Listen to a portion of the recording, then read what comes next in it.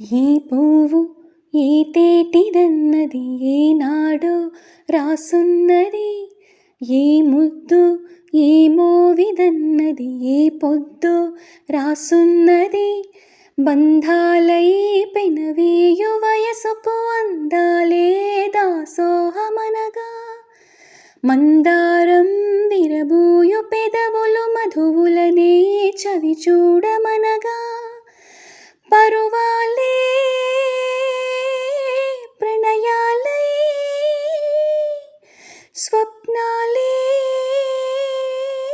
స్వర్గాలై ఎన్నెన్నో శృంగార లీలలు కన్నుల్లో రంగేలి అలదెను.